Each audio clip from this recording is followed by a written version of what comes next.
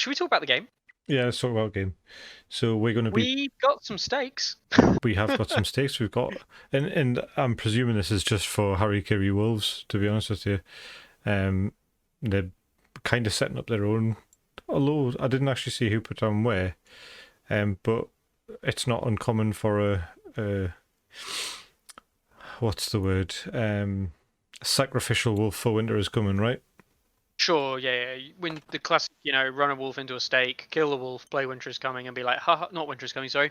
The North remembers. North of And be Remembers, like, haha, look, I can now reactivate that really dangerous unit because I sacrificed this, to be honest, piece of garbage. Yeah. Yeah, it's a classic play, and we've seen multiple start players now do this, and it has become kind of like the almost like a meta strategy. Totally. Yeah. I mean, it is Feast of Crows. It's Feast of Crows, so we'll see. We'll see how that goes. Oh, cool. He was the guy from Yeah.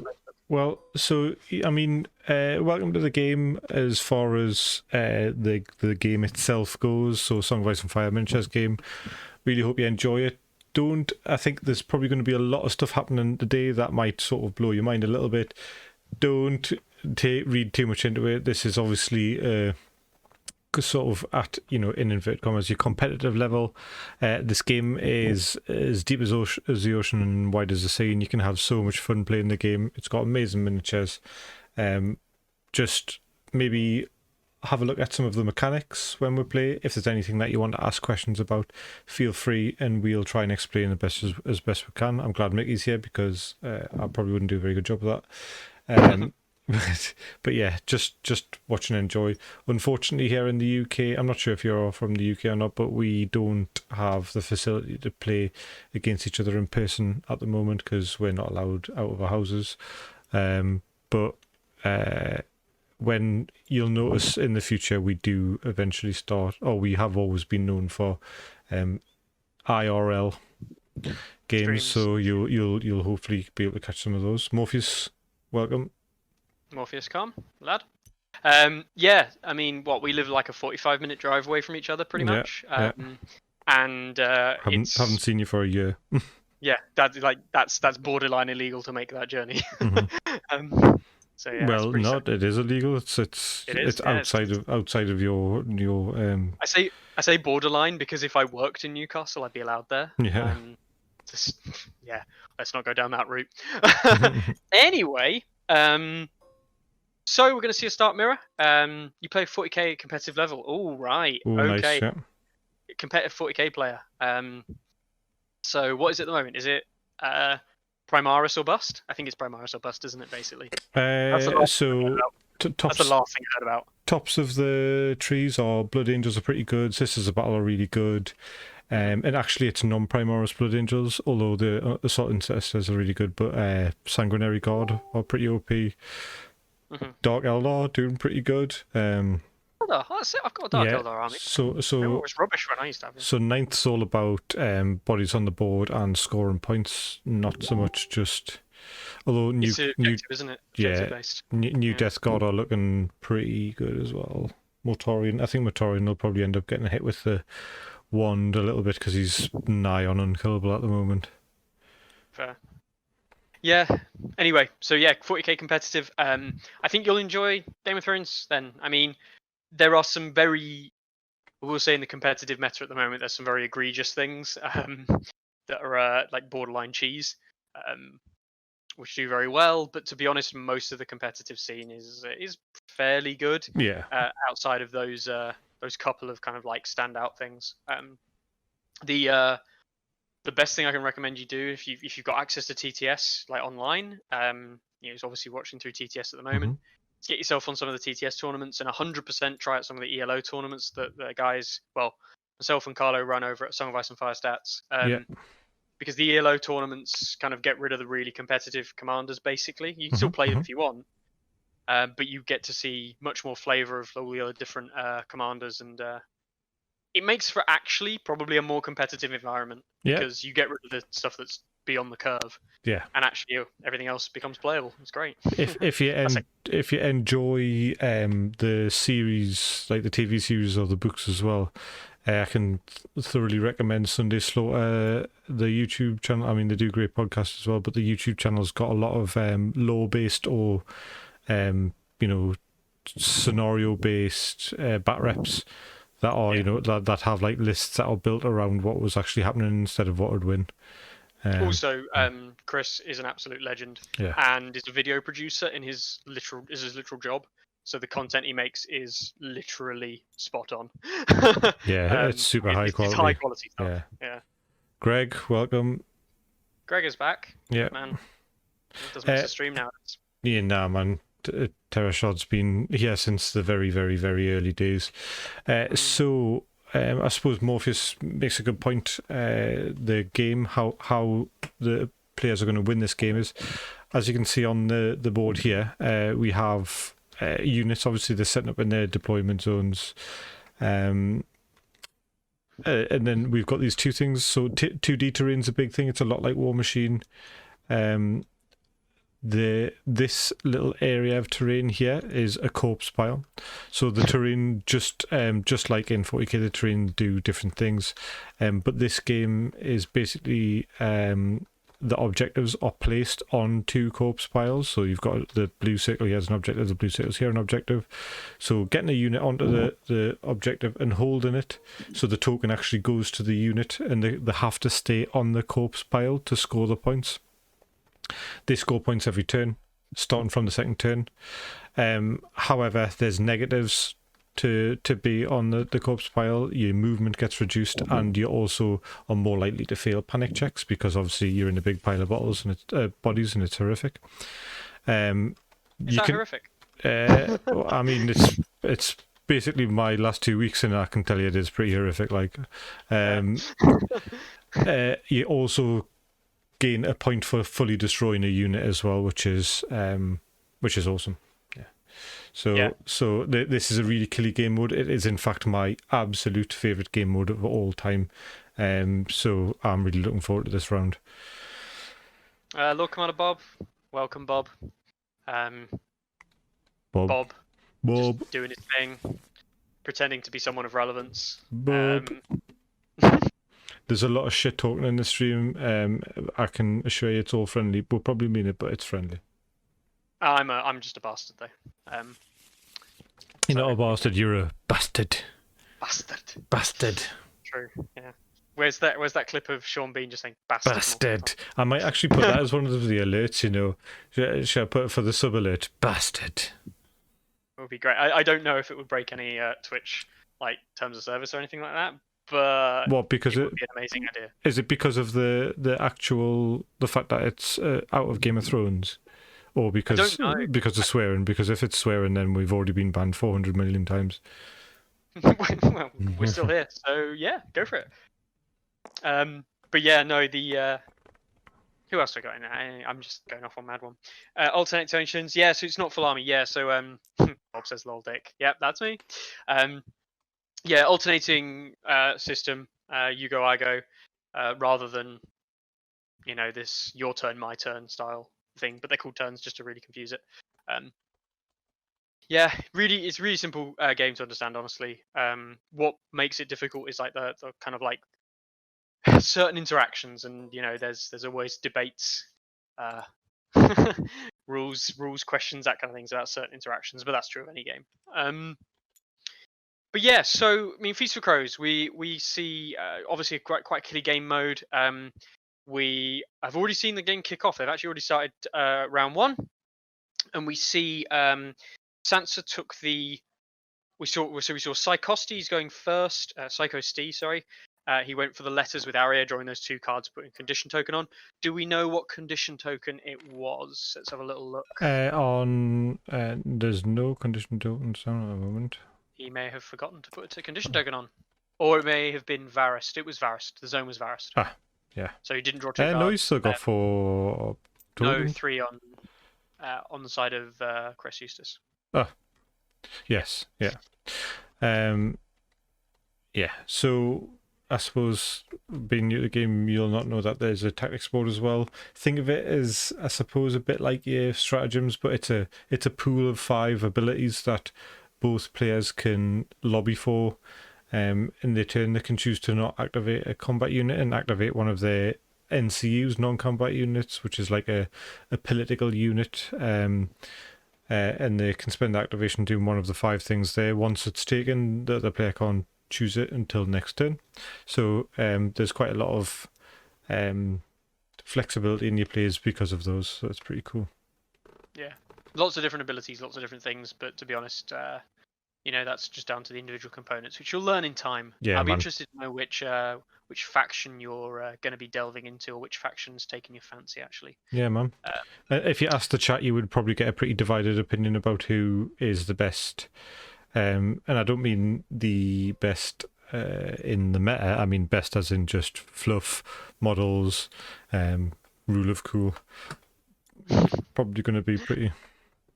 Well, we have got Chris Eustace, the man himself, who only plays lore factions. Yeah, he loves the lore. He loves the lore. Hence the reason he picked such a lore-heavy faction. Of course, and it's had nothing to do with the win rate whatsoever. It's got nothing to do with the fact that they are the strongest faction, or have been the strongest faction. Currently not considered the strongest, but have been the strongest faction for some time.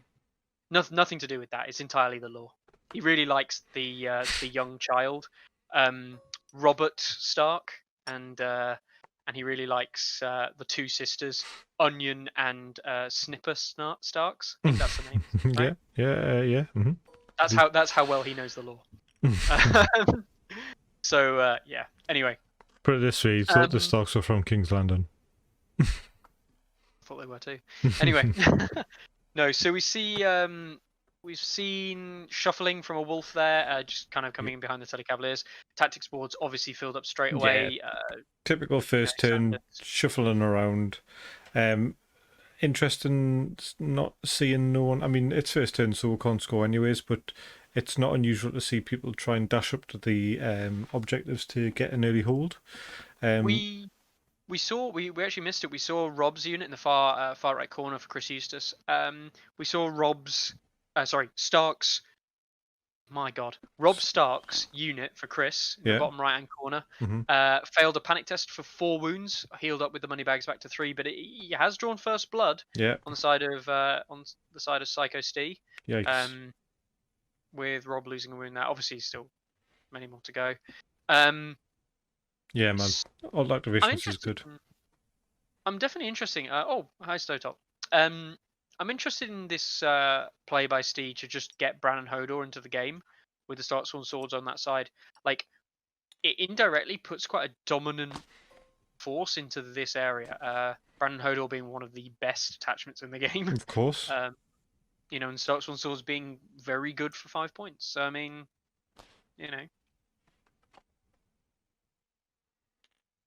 What's up, this guy? Oh dear. Classic Morpheus Goblin. I make that joke, and now you've made that joke, and that puts you in the same that puts you in the same realms as Mickey, and I feel really bad for you. Yeah. Not you, him. I didn't realize this is how everyone else felt when I made that joke. But yeah. We've got how many people are on? We're on 15 now. I don't even know. 19. Right. 19. 19. It doesn't update very well.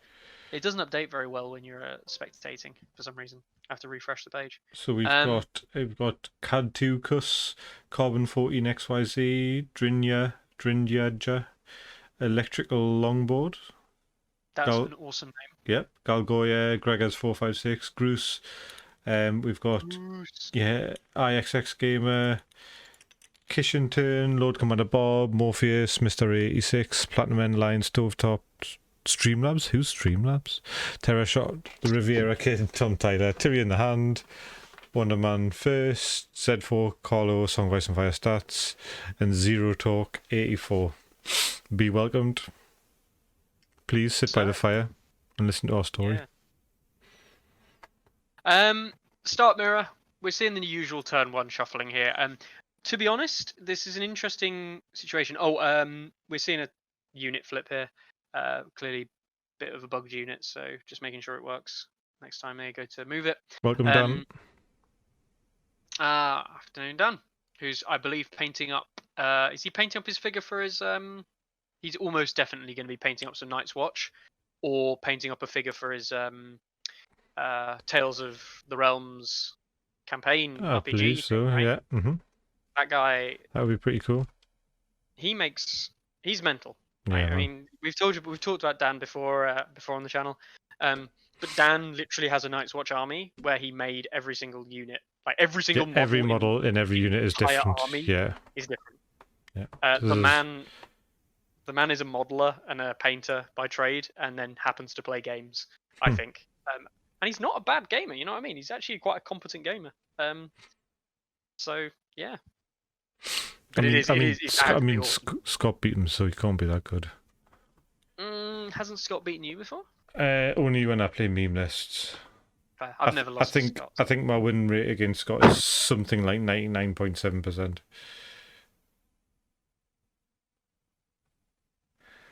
But I just started listening, but been watching the interesting deployment by Maester Eustace. Do you mean Chris Stark? Chris Stark. Chris Stark. Yeah. The lover of all things Stark. What you don't understand, Bruce, is this is the new kind of like I was going to talk about it. It was almost like a bit refused flank style gameplay, right? He's kind of got like an echelon going like down this side, and Psycho is kind of like setting up a little bit of like a bucket, if you will, like a refused the pincer movement. Yeah, the flanks come around. If I know anything by Chris at this point, if I know anything about Chris at all, is that Chris is going to either lose, come onto this point and control this right hand flank really well, and do really well on that side, and just push it out. I mean, those berserkers with Brandon Hodor are a bloody scary unit. Or he's going to completely fold and be non-aggressive with his Tully Cavaliers and go nowhere, and he'll just lose. Oh, he's gonna fold like yesterday's Washington man. Let's have a quick scoot across what we've got model wise, because we didn't actually talk about that. So Stephen Psychoste is bringing Varys, Arya, and Sansa, alongside Sworn Swords with Brynden Blackfish, who's his commander, Crannogman Trackers with the Crannogman Warden, Stark Outriders, Shaggy Dog, Stormcrow Mercenaries with Rickon and Osher. Interestingly, hasn't got Osher first in the tray. And Sworn Swords with Brandon Hodor with Summer. Mate, if you can't catch the rest of the stream on Twitch, it'll be on YouTube tomorrow, so just catch it then. Thanks for popping by, and thanks again for the sub. Watch it on VOD. Yeah. And then on Chris' side, we've got Catelyn, Varys, and Sansa, with Sworn Swords Rob, the Berserkers with Brandon Hodor, Shaggy Dog, Sworn Swords with Rickon and Osher, the same setup with Rickon and Osher, House Study Cavaliers, which did absolutely nothing from last game, so hopefully uses them a bit better, and Summer and Greywind. So I hope he doesn't have a repeat of last time. I know, I mean, in all fairness, he was facing down a mammoth, and it's always bad news bears, isn't it? But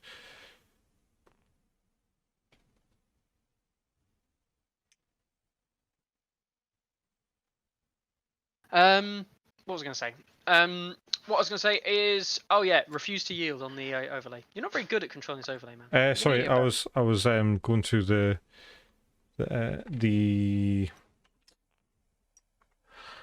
things that had happened. What you need to do is you need to shout at me violently for not sorting out the Twitch extension. Yeah, that would be really helpful. I should probably do that at some point. I don't like shouting at you violently, because I know you like it secretly. Look, what I do in my own time, in my own home, which is why I didn't want to be on video. That's why I was going to say, that's why your webcam's not on, isn't it? Oh, shout at us, Daryl.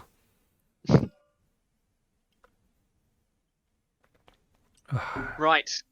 So, this matchup, what's the difference between the two sides? Well, same activation, exactly the same activation numbers, right? But the considerable difference is that we see no range units on Chris Eustace's side, and we see the forever dominant in the top lists, Crannogman, trackers, yeah. Trackers, which are, actually, like, yeah, sure, they're only short range, sure, they're only 5 points. They have got a nasty, nasty little damage output on them. They have, yeah, especially with the start deck. Yeah, so they've always got the chance to shoot twice, which is nasty, yeah. Yeah. So, that's a big difference going into Psychoste's favour. He's also got effectively, 10 more wounds on the table, because he's foregone one dog for the extra unit. But he doesn't run any Berserkers. They've both got 2 units of Sworn Swords, but he forgoes the unit of Berserkers, and we know that the Berserkers are a very good pick. We also see a downgrade from the Telecav to the Outriders in Psychoste's list. Tully Cavaliers, well renowned for being rather good unit, especially with Rob Stark as the commander, for the ability to retreat and then charge back in. Yeah, we'll see how it plays out. We'll see how all of this kind of like evolves. But yeah, it does probably look like it's going to be interesting. Yeah, the extra wolf for activation is obviously it's a cheap activation, but you do lose, like you say, a considerable portion of wounds. Yeah, it's a gamble. Yep.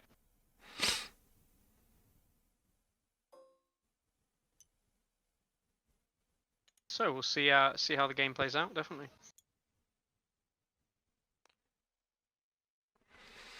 As is common at this point in the game, we're obviously we're still seeing the shuffling and the maneuverability. I'm interested in Chris's kind of like his thoughts here, because okay, we just saw it. Shaggy just ran over the stakes. Alright, that's a dead Shaggy. Yep, and we're seeing a note from members already. Wow, we are going to see it. This is going to be a turn 1 Tully Cavalier charge. He's putting money in the back here, and I don't know if I like this.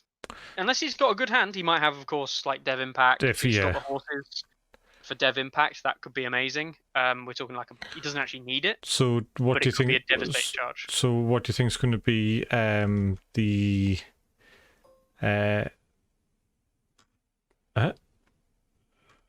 think is going to be the target? The target? Yeah. I think he might, although it would be very risky. He might go after Rick on Usher, but he would be taking potentially 3d3 wounds for doing it. Why? Because of Usher's go down fighting. Go down fighting, and Psychoste's got the swords. So it's not 3 wounds, it's 3d3 wounds, which could be very lethal to an armored unit like that. The alternative, he might go into the Outriders and try and limit Steve's kind of like aggressive movements with the Outriders. A good unit to pin down and try and kill off when he can. So we'll see if that goes out that way. Or he might just come in and attempt to kill Bran and Hodor. Yeah, so Bran and Hodor... I don't 100% like that, though, because Bran and Hodor... He's going to give him a disorderly charge, right? Yeah, he can just pop the ability and just be like, done, Well, not disorderly, but like -2 and lose all abilities, so Rip Lance. Yeah. Which, it's no good. Also, the Tully, because you don't have to be 6 inches away from the corpse pile in the bog, the Tully Cavaliers won't fit through the middle, meaning it will always have to go through terrain, meaning you roll 2 dice, pick the lowest. 1s and 2s disorderly. So it's very likely to be disorderly charged, to be honest. It's about a 50% chance. So they don't lose all their abilities, it's just automatic disorderly charge and -2 attack dice. For Bran and Hodor. It's not disorderly, is it? It doesn't count as disorderly, it's just -2 dice and no, attack. I'm literally reading the card. You don't lose all abilities, so once per game, when this unit is successfully charged, the attacker automatically suffers a disorderly charge and rolls -2 attack dice. I always thought it was lose all abilities. He is going to go this charge, and he's aligning to that left hand side, picking up the token in the process. He got a disorderly charge anyways, right? He rolled a 1 there. Yeah, he rolled a 1. He should have rolled 2 dice and picked the lowest anyway. We're looking at 9 dice here for Heavy Sorter. Yes. Yeah, it does, Chris, doesn't it? Low-based lists always the best. So looking at 2, 3, 4, 5, 6, 7 hits. 7 hits. Also, like Steve didn't use Bran and Hodor's hold the door, Hodor. Of course, Bran's unit can't be targeted by skin changing anymore, which is a big loss. And to be honest, like this is saving on 5s. Why can't he? Because he didn't use. I thought he said he didn't use it. He didn't use it, yeah, but he might want to use it later on if he did. He obviously wouldn't be able to. So I'm guessing he wants to save Bran's skin changing. Yeah. Loses 4 wounds from the Sundering, and we're going to see a -1 panic check come out. So yeah, he hasn't taken that many wounds, so maybe. Did he save? Yeah. Wow. He So maybe he just didn't consider that. He didn't think he needed to use the ability because he didn't think he was going to take that many wounds. Mm-hmm.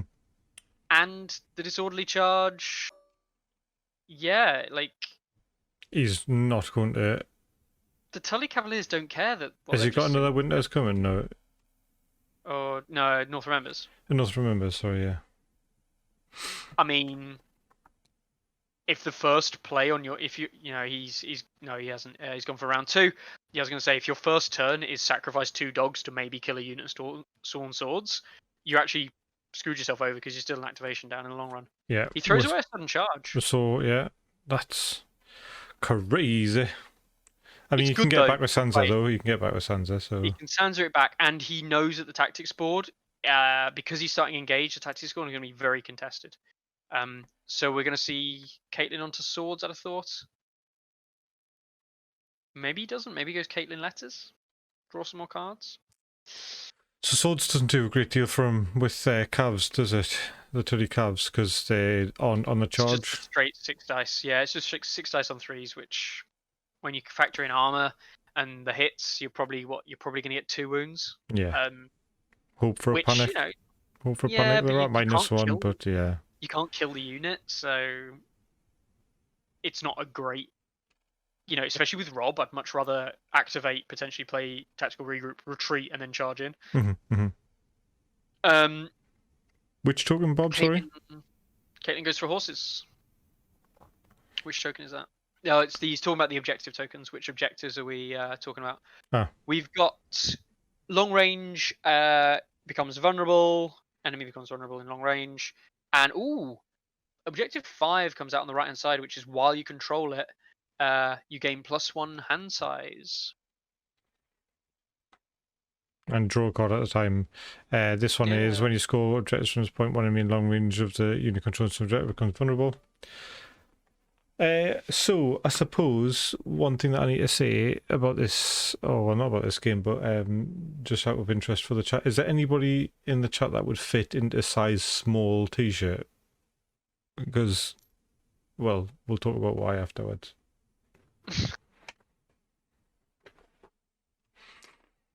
I mean, I'm actually. Oh no, that was another disorderly. No, he was rolling for his Varys token.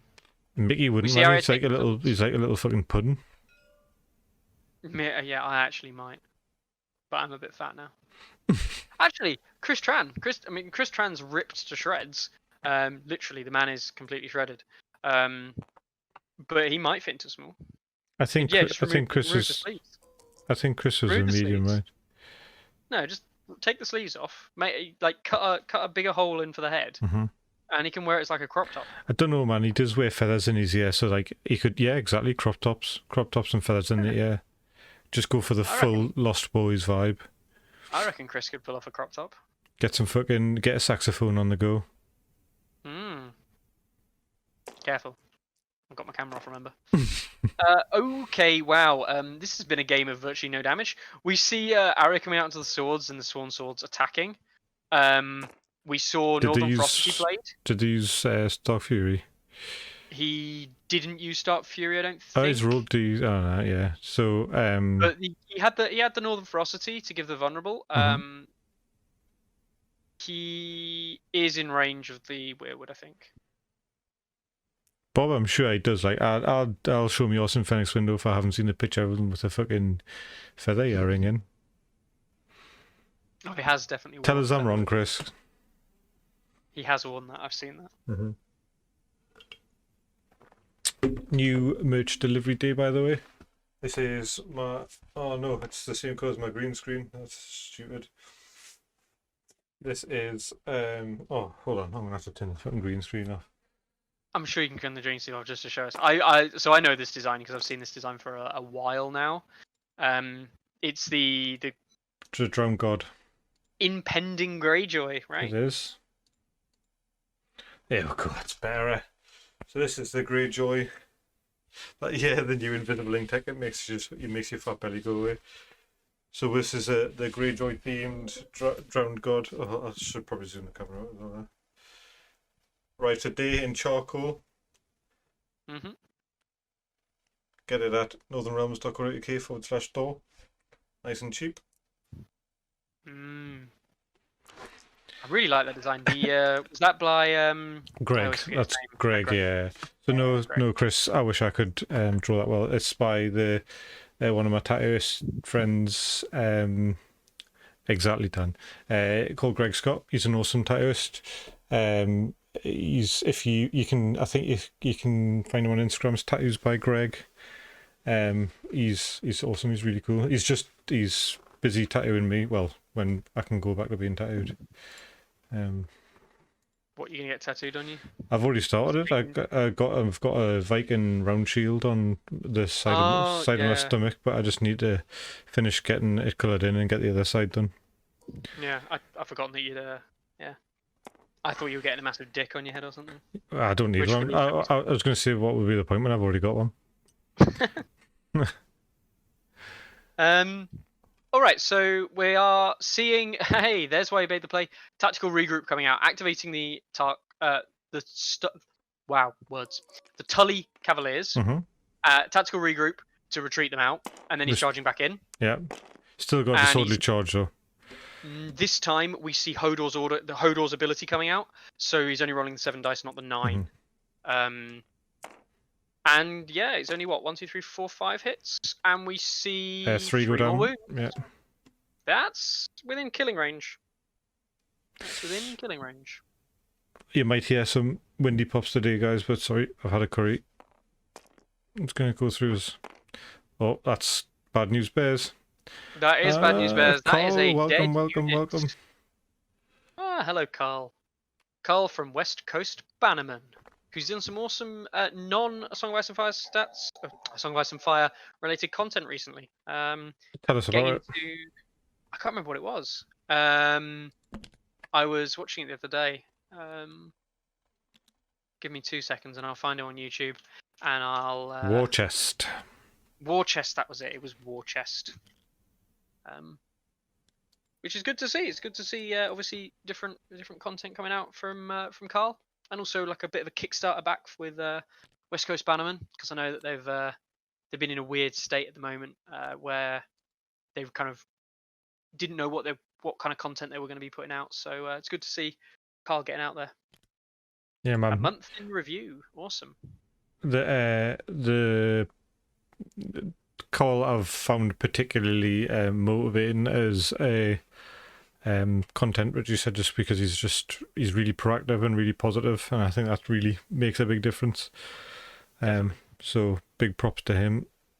It also helps that he's a kind of nice person.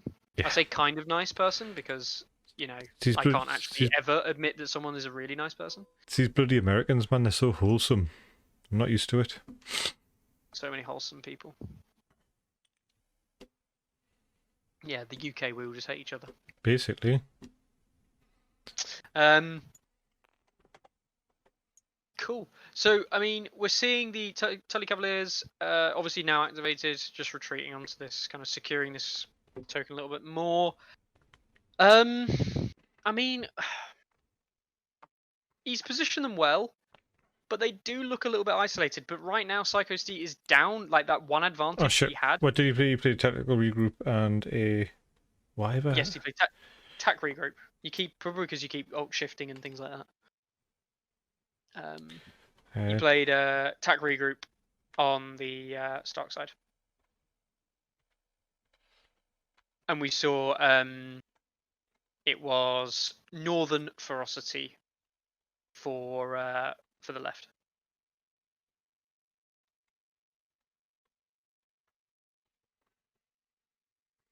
Northern Frosty. Yeah, so he's played sudden. He's got rid of a sudden charge. He's played the North Remembers. He's played Tactical Regroup, but he hasn't played anything else. Yeah, cool. Yeah, so 3 cards to 1 at the moment. But Psychoste's, Chris used to sitting on a hand of 2 cards. Steve's sitting on a hand of 4. Mm-hmm. Good use of a decent hand though. Like yeah, that's definitely a. See, that's Chris. Chris makes an interesting point there. Steve could just abandon the Tully Cavaliers, right? The Tully Cavaliers are really one of the really aggressive units. He could just leave them there, not doing much. While, oh wow, we see a Crown Zap come out, and we see the failed panic on Rob again for 4 more wounds. This is now this is an opening for Brynden to come in and potentially kill Rob, right? Now you have to be aware that Rob can make any charge disorderly. But the point is, it's an opening for Steve. It's an opening for Steve to get rid of Chris's commander and thus be outscoring him. Now they do have the new objective come out. Objective 2 has come out at the back of Psychoste's deployment zone because of the dead unit, and it is it's a good one. When you score this objective, 1 friendly unit in long range can shift 3, coming out in Steve's kind of back lines there.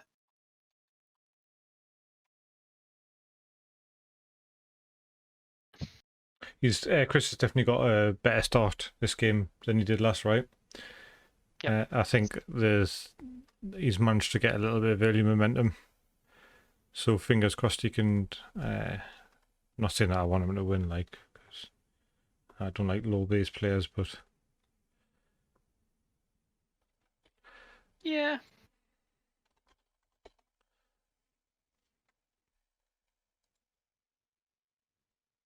Shift 3 out of combat is a thing right now. Yeah. Ooh, I'm not sure about that actually. That would be really good. It's been ruled for the World Cup that you can shift out of combat. Nice. Not when making a range attack, because the range attack specifically says you cannot complete this when in combat. You can't choose this option. But there's nothing in the rules currently that say you can't shift out of combat, which everyone is pretty much agreed. Like myself, Carlo, and everyone else in the community so far is pretty much agreed that it's an oversight, and that first FAQ or even when the rule book drops, that will have been changed. But that's not what the rules say currently, and we can't just assume it was an oversight. It's one of those things where we're all sitting there thinking, yeah, this is probably not allowed, but the rules don't say that. Mm-hmm. So we can't, in good faith, just make up our own rule, even though we 100% think that that's right. Yeah. This is the problem when you talk about when rulings like this. As a TO, you've got to stick to what the rules say, and then if they don't, you can't be delving into interpretation and things like that too much, because everyone's is different.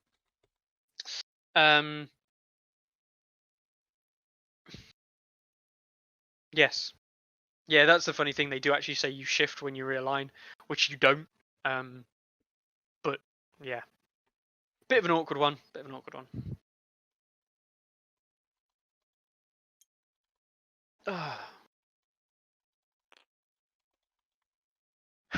So Osher, Rickon just shuffling along. The wolf has grabbed the token at the back of the board there. Now they're just scoring a point a turn each on that flank. Rob is going to have to commit to take this token over here. Maybe Brandon Hodor comes and collects it. Either way, right now, Steve may have lost a unit, but the dog sacrifice early. The game's even, and right now, they're going to be scoring at an even rate. Mm-hmm. And right now, one of the most dangerous units on the board in terms of the Tully Cavaliers is sat on objective point and not really wanting to charge anywhere. Not really doing much. Yeah. Yeah. Which is kind of dumb. Are you putting a prize giveaway? Is that a prize giveaway? It is a prize giveaway. See, what you should have done, and this would have been the clever way to market it, Daryl. This is why, T me to enter. T what? Exclamation mark T me. Yes. So what you should have said is this small Lannister t-shirt being giveaway. I think without the space, Morpheus. Yeah. The beauty of this giveaway is that even if it's a small, and even if it doesn't fit you, it does act as an effective giveaway present to any of your children. Yeah. If you ever want your children to support, get a free gift for a child and have them support A Song of Ice and Fire, get them a Lancer t-shirt. It's definitely not that. It's definitely not that small. Yes, Carl, it did work. It doesn't. I mean, even if it's not that small, it could still be used as like a nightshirt for a kid and things like that. Mm-hmm. Come on, you still have like those big t-shirts that definitely don't fit you, but are designed for when you're truly bumming around the house, right? No. So, because I used to be incredibly skinny, all the t-shirts that I've got that are not appropriate size are actually incredibly small for us. Did you not buy any just like massive t-shirts? Nah, man. When I was younger, I was like like in my mid-20s, I was like 7.5 stone. I was like a skeleton. I used to just wear really tight band t-shirts and skinny jeans. Fair. I bought a Warhammer 40k Apocalypse t-shirt, but it was in extra large. Now, I'm not an extra large in any way, so I've always had this like tent of a t-shirt that I could use to like bum around the house when it was like those days where you're not going to leave the house and just cuddle up and stay warm and watch films. Yeah.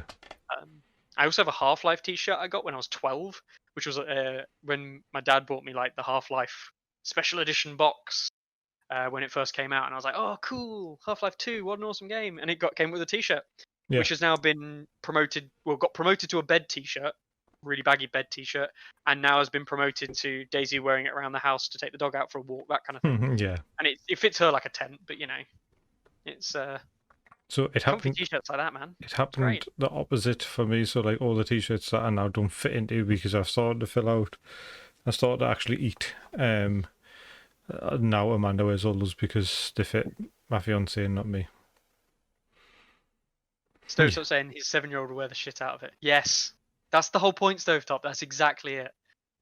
It'd just be a nice, comfy. It's got a big old picture of a lion on it and says, "Hear me roar."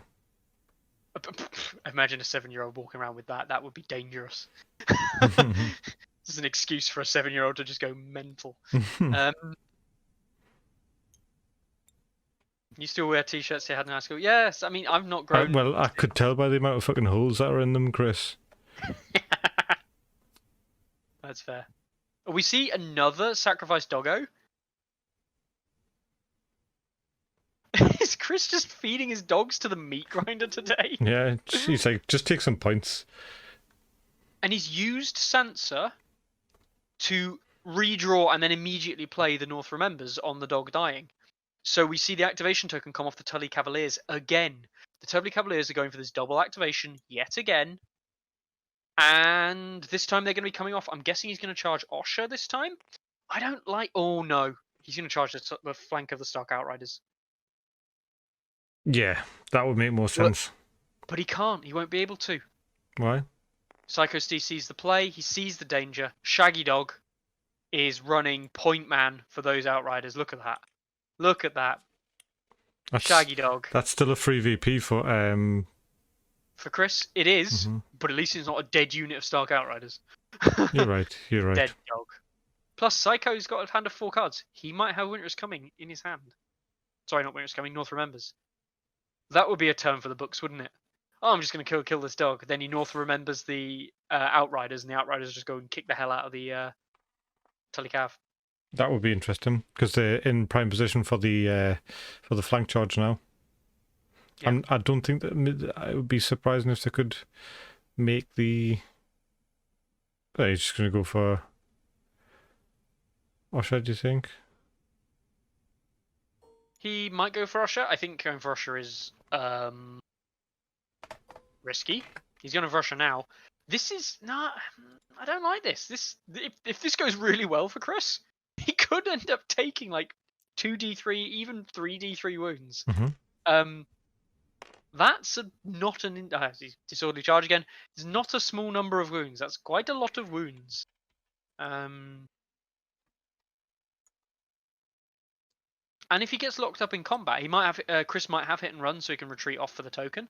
But if he gets locked up in combat here, he won't control the token at the end of the turn, And which is effectively losing a VP. Steve really wants to put it as far away from them as possible, doesn't he? I think he should be putting it back at the other end.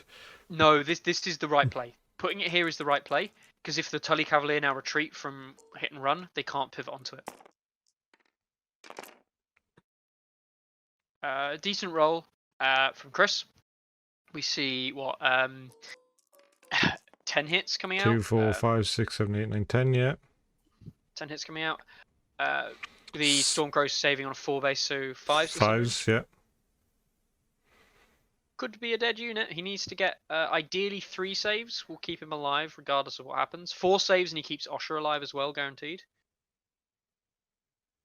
Is 4 likely? 4's not massively unlikely. No. 3's expected. No vulnerability there. No, and we see 3, so we see the average kind of like coming out there. Which does mean we see, what, 7 wounds taken? Mm-hmm. Osher could die here. Osher could, but they can't lose the unit, so that's... Yes, can't lose Rickon right now. Interestingly, if he'd reordered Osher and Rickon, if he crit fails this, he would have lost Rickon and thus lost the bonus point, which everyone agrees is silly, but yeah, he passes the panic anyway, doesn't need it. Yeah. Yeah, that's 9, isn't it?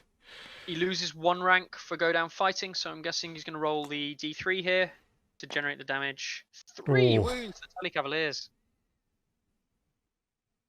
Max damage. Right, Mickey, hold the fort. I'm just getting some OBS, 2 cents. Alright. That's not too hard. So we don't see any card play come out from Chris. I'd have thought I'd expected to see a hit and run there to not get locked in combat, but he doesn't have it. Which is interesting. It's interesting. I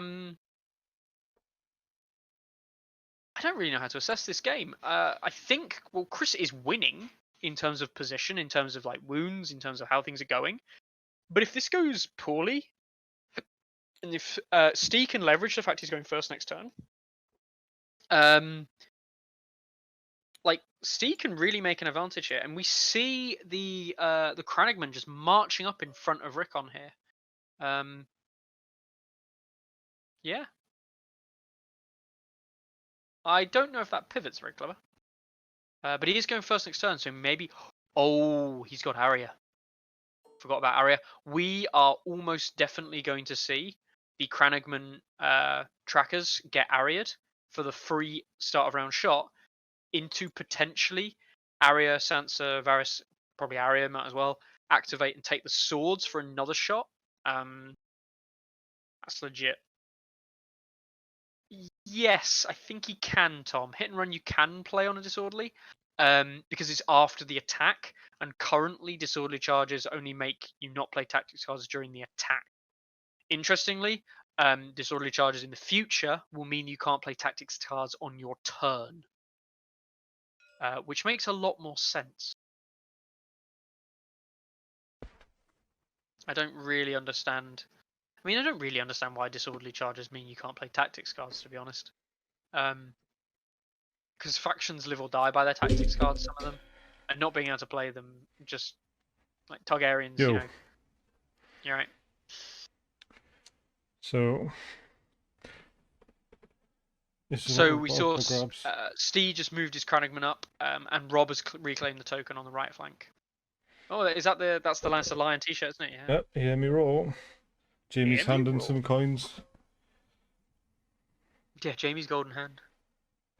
That's I really like. I mean, the art you've got from those tattoos. So this is from Kirsty. She's just phenomenal, and she's working on something super serial at the moment. It's a little. So I haven't released any hints to the community yet. There's one person in here has seen it thus far. But I'm looking forward to that getting finished. One person? One person. It's not me, is it? It is not you. No, I thought, since I was worried there, I thought it might have been. You thought you might have been losing your mind?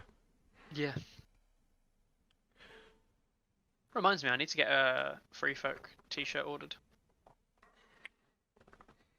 I'm finishing Thoughts on using Steve's Shaggy to charge the flank of Tully Cavalry next round to prevent attack, regroup, or hit and run, potentially bring down the last rank. Yeah. I really like what I think Sunday, Chris. I reckon Shaggy can very reasonably actually attack him in the rear. Mm-hmm. Get that rear attack, and you do genuinely just pin the Cavaliers right in. Yeah. And then we're going to see a -3 to. I know they've got a really good morale, but at -5 check because of Shaggy's got vicious. Oh shit! Yeah, yeah. You double down. You double down on that -5 panic check. Like, yeah, he might only do like 1 or 2 wounds on the attack, but the -5 panic check, like, I mean, that's a hole that Tully Cavaliers do not want to have to deal with. Chris, do you think he will be able to tactical regroup though? So he has to end an inch away from everyone. And he'd lose an inch straight away for going through the bog. He might be able to, he might be out of fit. But interestingly, where the Outriders are, actually he might not. Yeah, so that's what I'm thinking. I think the Outriders might block that plan. Oh shit, we've seen a card played. What was it? We've just seen Devastating Impact. We've just seen the Dev Impact come out. That was from... I'm sure this... Has Do you alt tab and things like that? Yeah. It might be when you alt tab if you've not set things up right. So he hasn't played a Winter is Coming, has he? Yes. No, he's only played Northern Ferocity and Dev Impact. Yeah. When both Winter is Coming plays have been on the side of no, we haven't actually seen Winter is Coming yet. I keep thinking Winter is Coming is North Remembers. It's not. North Remembers. We saw a superior positioning played, by the way, by Rob there. To get a little bit of a movement back. Did you say both North Remembers have been played? No, he's played the same one twice because of Sansa. Ah, okay. And a superior positioning. Superior positioning's just been played as well. This is actually really big. Brynden attacking Rob here will be effectively a 4-point swing, right? 2 points away from Chris, 2 points to Steve. That is huge. That is actually a huge swing. Why is he getting 2 points? Why would Steve get 2 points? If Brynden managed... Well, Brynden is going to take the token from Rob because he's got more ranks. Yeah. And the new part of the rule is you attack an enemy... He doesn't take it, he just... He does. Oh, he does. You take the token if you have more ranks after you complete a melee attack against an enemy. I thought you just stopped... that must be new. No. The new rule to stop like really good morale units from just tanking on tokens. Oh dear me, look at that. Oh god, Chris. 1, 2, 3, 4, 5, 6, 7 wounds. The unit just died. The unit, yeah. He didn't even need... Oh, that's actually a really bad thing for Steve. Yeah. It's a really bad thing. He wanted to leave it on a couple of wounds because he would have taken the token regardless because he had more ranks. It's a really bad thing for Steve because there's now a unit of Berserkers with Brandon Hodor looking at him. And Brandon Hodor will almost definitely remove a rank, and if they remove a rank, he gets the token back. Mm-hmm. We just see the counterplay of the counterplay of the counterplay. He can do a small maneuver away. I mean, you're not going to get out of range of the Berserkers, to be honest. No. 5 inches with the bog. To be honest with you, it's probably only... Yeah. I thought that was his back. I thought he was throwing his back out there. Oh god, that would have been awful. There might be an angle where Brynden can close the charge down, but it doesn't think he can. Of course, Brynden might have set for charge as well. Not the best play against into Berserkers, but it would mean that they would have less ranks, potentially, for combating the token. Carl, Hodor and Bran are screaming right now, pumping up the Zerks. Yeah, they are. But it's not a guaranteed charge, right? It's... This is where he plays a swift advance, isn't it? Yeah, he can of course do that. He's going to need to get an 8. He only got 1 card in hand as well. Yeah, so he's in 8. He's not hitting the stakes. So an 8, 6 movement, dropping down to 5 on an 8. He needs a 3 and 2 dice. Well, that's he rolls the 3 on 2 dice, yeah.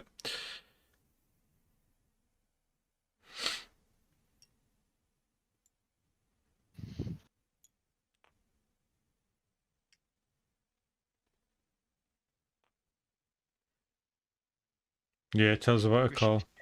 It's horrific, isn't it? Does. If he couldn't, if he hadn't, he could have played Northern Members instead of an extra activation. Yeah, that's the thing. The early dog sacrifice was not that beneficial.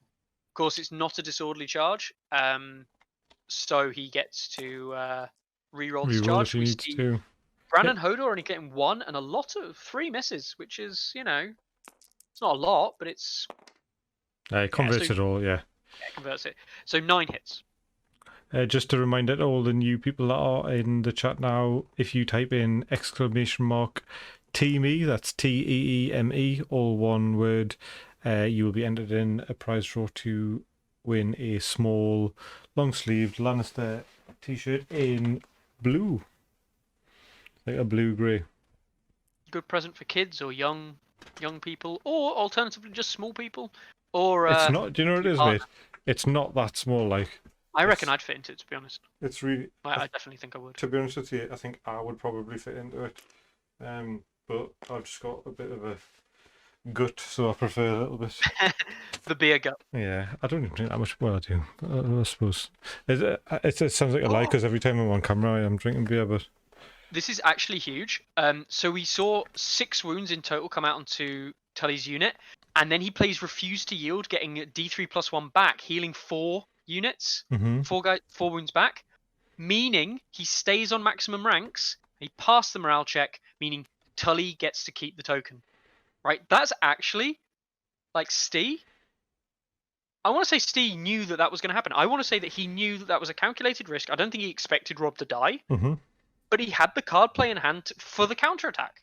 So Stee, he's just lost some wounds. He's actually healed up less wounds than he should have done. That's a big old swinging point as well.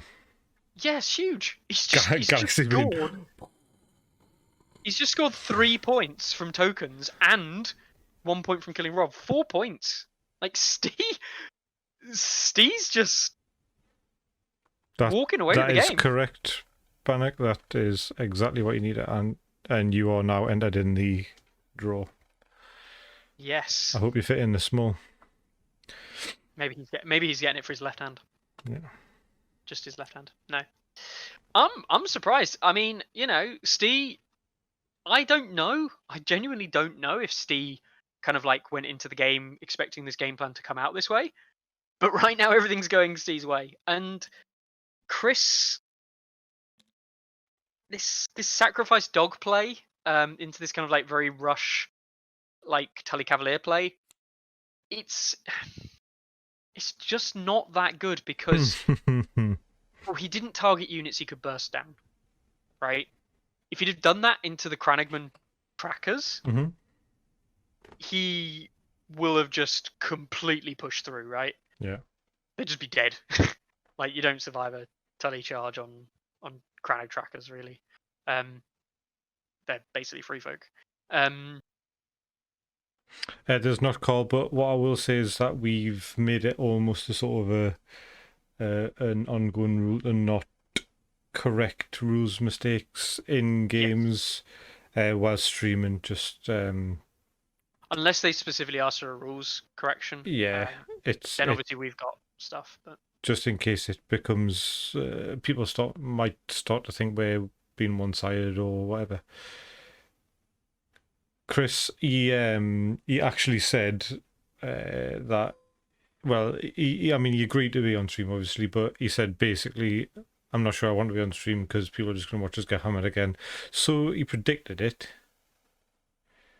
I think he just predicts it and then he deliberately throws the game, so yeah. that he can be right. So he's right, yeah. That seems like a very Chris thing, kind of thing to do. Obviously not. Because it happened in the law. Yeah, that's why. He's just playing law friendly. There it is. Yeah, there's the court spell. Yeah, Cargo he has. Cargo, make sure you enter yourself into the draw.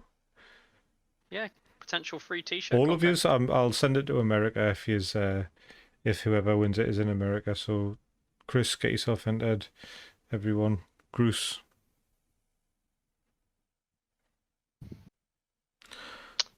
Yeah. Who doesn't want an ounce of a free t-shirt? He could have entered it. I suppose he could have claimed it as a Psycho charge, couldn't he? Yes. Remember. Big boy rules. Can you take me out if I enter? Can you take me out manually? Yeah, but why would you want to be taken out? Because yeah. No, man, fucking go for it. Send it yourself. There you go. So I'm just looking for the button to remove you. Just kick me from the channel. Yeah, goodbye. Demon me. Ruin all of the power that I've built up. There's actually a button on Nightbot to remove the ability for mods to. Hold on. I didn't actually have. Yeah, I didn't have mods on. Timmer. You didn't have mods on? What do you mean? Yeah, so you weren't actually eligible or allow mods to enter. Oh, so that's fine. So I've entered, and it doesn't matter. Shaman Painter. That's a great name. Yeah. I hope he paints lots of shamans. Me too. He's entering in there for a free T-shirt. Why wouldn't you?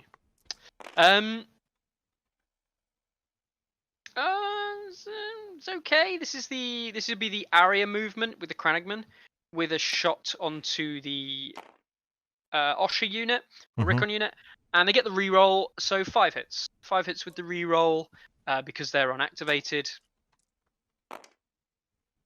Decent saves. 1 wound. 4 saves. Yeah. There's no. Yeah. It's enough to proc a panic. It's a +1 panic because of the Weirwood. So I mean, probably not going to do much. Yeah, he's fine. Yeah. But hey, he Shaman's painters doesn't paint shamans. He Shaman's painters, yeah. Interestingly, the thing that was obviously slightly depressing about that, like 1 wound for effectively not an activation, just nothing, is great. But you'd probably want more. And Stee with the Outriders, he's negating. He's not going to the tactics board early, and instead he's activating these Outriders.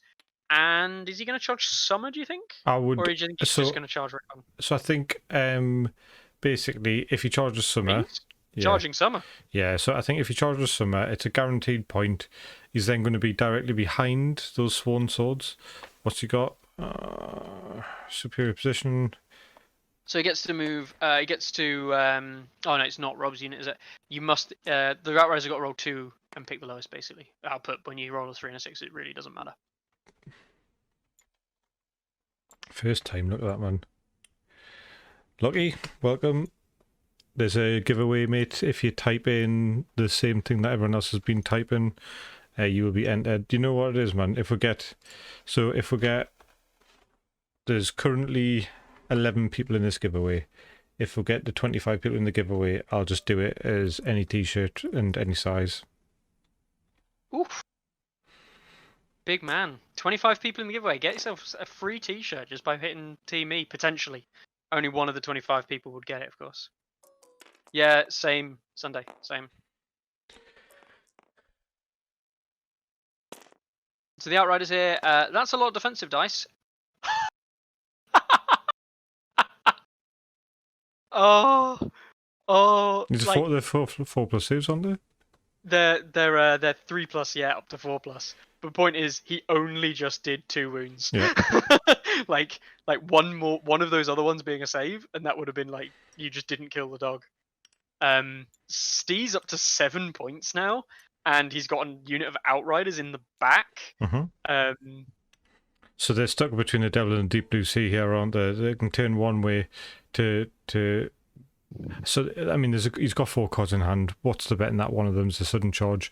That being said, there's still Chris has got 2 Varus tokens left. Yeah, they both have actually. Both have got 2 left. This is going to be lads. This is going to be an hour-and-a-half stream. What the fuck? I know, right? Chris has got to do something. Like, Chris has just got to do something.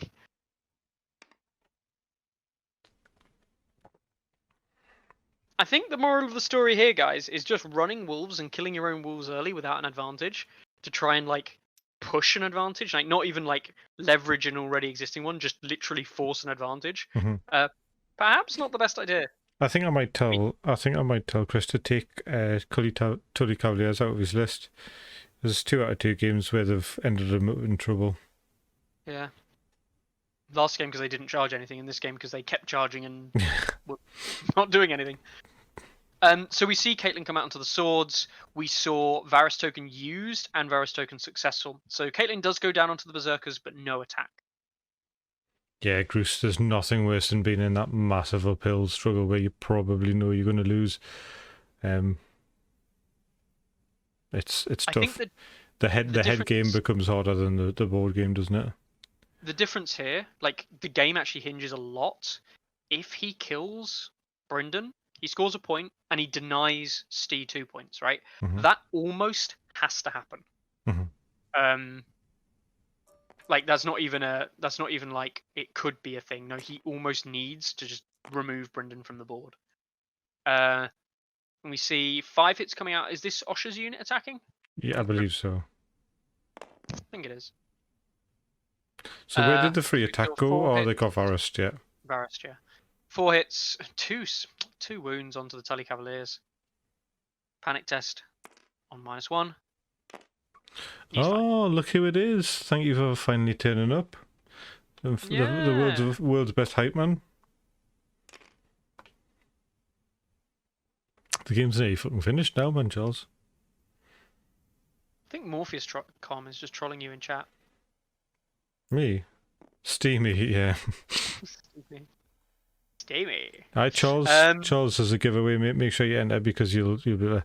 So, out of all of the merch that I've ever sent to people or owned myself, Charles actually had a bit of a problem with one of his t-shirts, so he's contacted, or he's going to contact Teespring, and we're going to get it sorted. But I sent him a picture. So he's the design had started to rub away, but I've got that grey t-shirt that I wear, and actually I got that grey t-shirt and this hoodie at the same time. These were the first 2 bits of NRG merch ever printed, and you can see that's still absolutely fine. Still bang on. Fine. Yeah, and I've got a 1-year-old, so my clothes get washed 700 million times a day. Yeah, because of the amount of drool. Sick. Yeah, man. So Bob in that nice like dark charcoal grey. It's peng. Yeah. I'm a dark green kind of guy myself. Yeah. So I've got I think I might actually have like the bluey purple. That I can't even remember what colour I ordered, but I've got one of the Stannis. No, yeah, I got the Stannis. The Stannis Baratheon hoodie. The hoodie coming. Oh, nice. Tully Cav about a charge from Shag, probably. Yeah, now they're down to 1 rank as well. Shaggy actually is legitimately threatening them. Varus fails. Arya takes crowns. Is he just going to crown zap? He's going to crown zap Recon. Okay, that puts them into a more kind of like... They could lose a rank here, takes a bit of the sting out of the attack. Nah, they're alright. +1, -1 from the Weirwood, cancelling out, and it's a pass anyway. Yeah.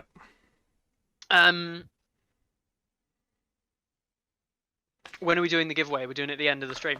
Yeah, we've got 40. Well, so we've got 14 people there currently. So we're still 11 away from. If you haven't put yourself in for a chance of winning a t-shirt, even if you don't particularly want it,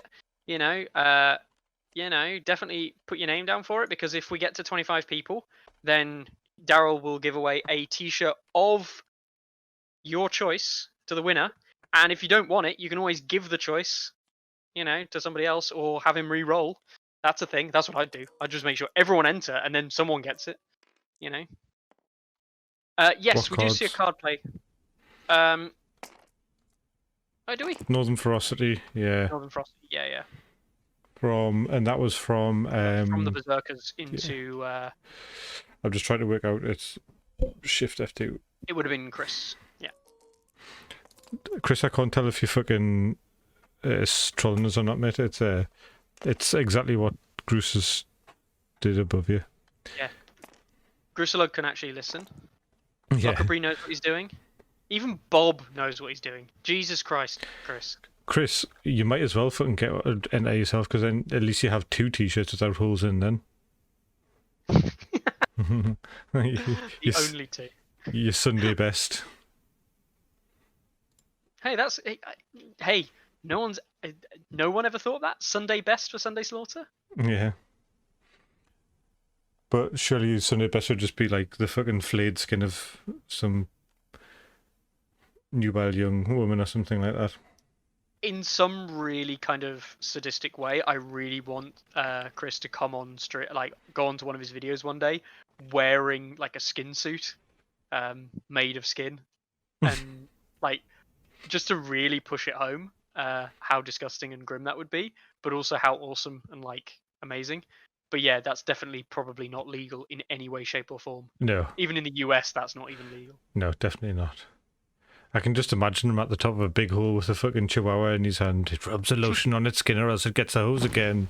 Dude.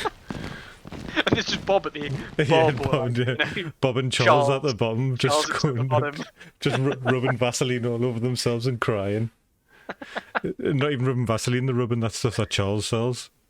Yeah, the muscle rub. Yeah. Get bartender on it. Yes, we should totally get bartender on it. I don't even know what I'm getting bartender on it, but we can get it.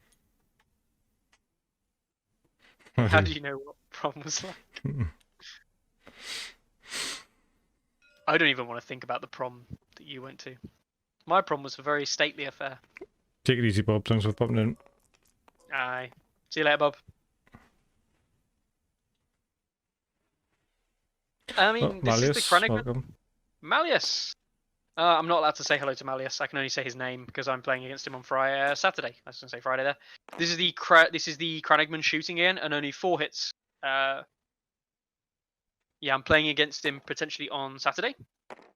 Only 2 saves for 2 wounds. And it's going to be a free folk mirror. And it's going to be a fun one, I hope. And we see a pass on the panic yet again because of the Weirwood. It's pass anyway because 6 morale. So this recon unit has survived the potential jaws of death and is looking like he's going to try and walk away. I think he wants to go and try and charge Shaggy by the looks of it. We see it was Direwolf's further before that we saw Tack regroup onto the Tully Cavaliers, so they're getting to retreat and heal D3. So this is important. They heal 2 wounds. I mean, that takes them up to the 2nd rank regardless. See about the fun part. Oh dear. Hopefully it'll be fun, Malleus. I'm sure we can make it fun. It'll be fun watching make you get beat. I don't know if anyone's streaming it. Although Chris did offer, so. I'd fuck me real hard. That is us. I'm just replying to Scott. Scott and chat. I thought you just suddenly become very, very vain. Direwolves further tactical regroup. So tac regroup. The Direwolves further coming out was what we saw from Psycho before, and we see tac regroup coming out from the 2nd tac regroup coming out from Rob, from Chris. Thanks a great deal for the follows, lads. And lasses, and anything in between. I don't know how you pronounce that. So we've got one from Shaman Painter as well. Shaman Painter, give us a follow. Good man. Yeah. And again, if you do paint Shaman. So we see the Tully Cavaliers now playing Winter is Coming. I'm guessing he's charging. Yeah, he's charging Shaggy Dog. Chris, do you like that abductee style ASMR? I can definitely help you with that. I've had lots of practice. Hey, we're doing well. Wednesday night, by my calculations, we've got 33 people. Yeah, 31 on mine, but we're getting there. Yeah, it's fluctuation. Scott, have you entered the giveaway? Considering you haven't actually fucking bought a t-shirt and supported the group that you're part of. Yeah. In case you haven't heard that there's a giveaway, I think Daryl's mentioned it several times. Type TME, exclamation TME. Yeah, exclamation mark TME, all one word. Scott, if we get a 25 applicants, I'll just do any t-shirt, any size. Anytime. You're already fucking on it, man. I thought you had mods off. Didn't you? I put you in. Alright, you put me in. Good man. Weasel Kingdom put his name in there. Yeah. Scott put your name in. Malleus, yes, legend. Dan, Dan, put yourself in if you're not He's already in. because He's already He's in. already in. It definitely won't fit Dan. I'm telling you that now. Because What are you trying to say? Because Dan's tall. But I know it'll fit one of his daughters, and I know for a fact one of his daughters will love running around with a lion on her t-shirt. Is Dan tall? Dan's not short. He's not as tall as Scott. He's not because Scott's quite tall. But what are you using? Are you using like for scale? Are you using you for scale or? I mean, everything's meter scale, Daryl. I don't know anything else. I mean, yeah. Oh, yeah. Compared to the Eiffel Tower, he's short. Yeah, I mean, come on. Yeah, no, he's. I just meant compared to normal people. Dan's over 6 foot. I think he's like 6'1", 6'2". Nice. But what? Scott's like 6'9". No, no. He's Is Scott you taller than me? I don't even know. Scott is. He's about 6'3", 6'4", isn't he? He's not that tall, man. 6'3". He's 6'3". Yeah, 6'3". Sunday, if C doesn't win this round, then Chris is going to be in a position for a great comeback. Yes. 100%, Chris. 100%. Could our riders reach the right flank token? Yeah, they definitely yes, they could. Mm-hmm. Well, they've got a 6-inch maneuver. Oh, followed hold by on. 12-inch No. There's stakes as well, remember? Yeah, but he can still get to the bottom right corner. I think, yeah, so I didn't realise he meant the bottom right one. Yeah, the 18-inch maneuver, effectively, which is exactly what it is. It's basically an 18-inch maneuver. Mm-hmm. Definitely should reach it. So we see Ricon's unit just charging the Kranigman here. Yeah, they activated first thing in the round before NCUs. I don't know why he's only rolling... Oh, set for charge. We see set for charge come out. Brendan set for charge. And we see one save. It was one hit, one save. So nothing happened. That was Brendan set for charge. And we see... Oh, God. He should have start Fury. Did he start Fury? I hope he start Furied. Oh, for the love of God, I hope he start Furied. Well, you'll know if he rolls 12 or 8 dice. He's rolling 7. R.I.P. Oh, Chris. Chris, if you start Fury, you'd even done D3 extra wounds to him because of Osha. Oh.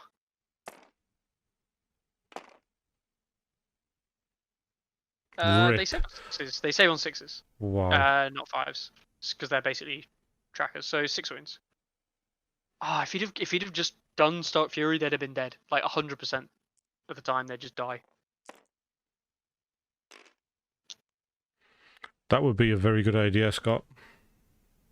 So I'll read out what he says. In short, no. In short, Scott, no. There's something working on some other stuff, but not that.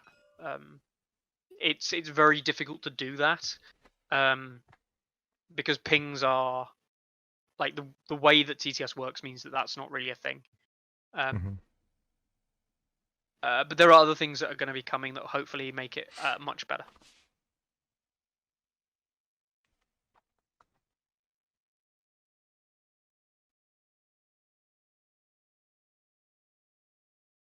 So what I think would be nice is so the 40k mod uses like an action cam, so you can focus on a unit and it always stays zoomed in on that unit. I suppose if you had something like that as like in a discard pile or something like that, so you could just go over to the discard pile and look, but it would be all zoomed up. That would be pretty good. It's difficult to. Can you link me the 40k mod? Yes, I can check that out. Yeah, I will. I've got some things coming, including like attack map and things like that. So you can quickly see at a glance what the map is like, where things are on the map. See, 2 wounds come out onto the Zerkers, and they're doing a panic check now. This is from Brendan's attack. Pass the Hard panic. pass, yeah. This is 3 points, 2 points to Chris at the end of this round, 1 point to Steve. Where's the 1 point coming from? The 1 point's coming from the wolf in the back corner. Ah. It's ever present wolf, which Chris is going to have to deal with, because basically Chris loses at the end of round 5 if he does nothing about it. He's guaranteed to lose at the end of round 5 if he doesn't try and do outscoring. So you can polish off Brendan this turn. But Chris is going first, right? Chris is going first. Yeah. Caitlin onto the swords, kill the Kranigman, Turn round, face the Outriders. I think that's a good play. And we see any discards. No discards from Chris. Do we see any discards from Steve? No. No. 1, 2, 3, 4, 5, 6, 7, 8. 7, 8, yep. There's attack regroup on the table, and there's also a set for charge on the table as well. Yeah. For both of them. So yeah, they're all right. We've been keeping good eye on the cards today. Yeah, if Chris kills 3 units, so he can win. That's what I was thinking, Charles. He's got, I think in hand he's got, I think if he starts with, I would have been... Caitlyn onto the swords. But the attack there. Yeah. Caitlyn onto the berserkers, but the attack with Rick on. This is the play. This is the play, definitely. Yeah. And because Steve's out of Varus tokens, it's just free to take. Yeah. Yeah, that's all Mickey's work, Charles. He did a really good job with it.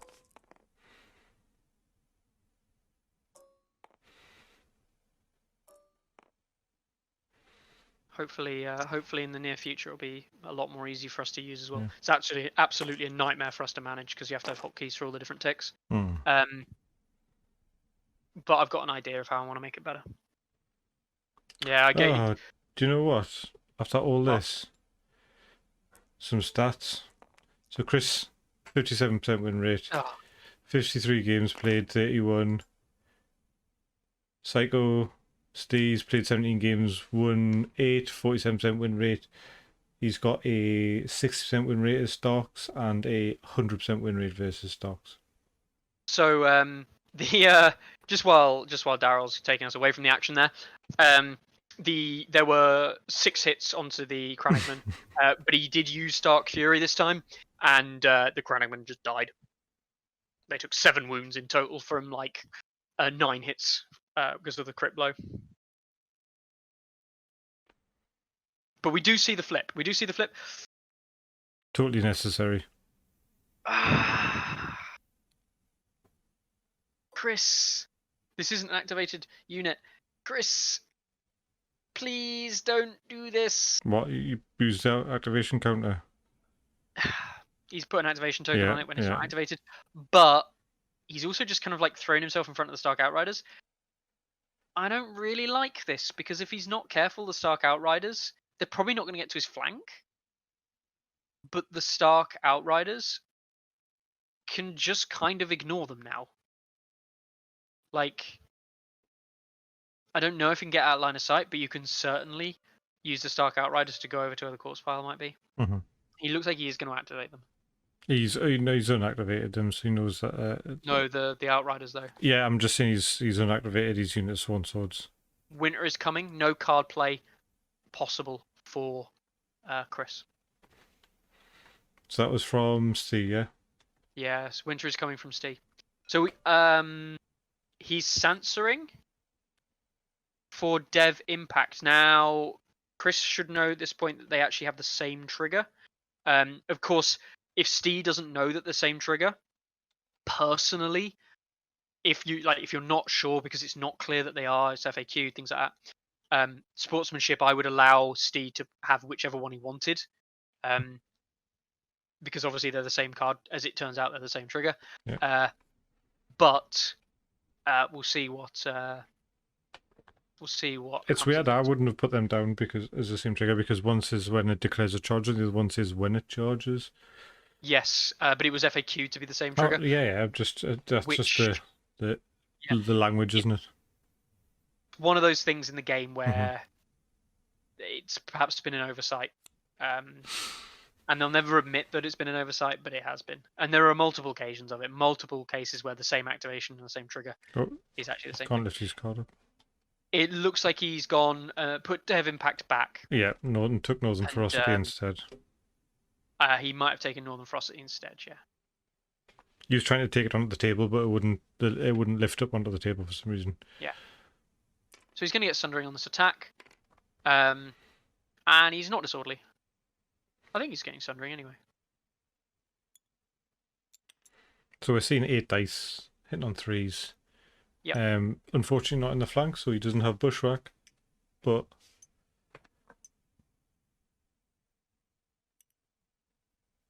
I'm not entirely sure he could have reached the flank, just because of how close he was.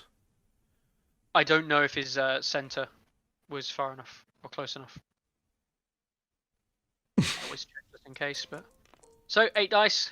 Osher is in this unit, so there's going to be at least some kickback. 4 misses. The charge reroll obviously coming in.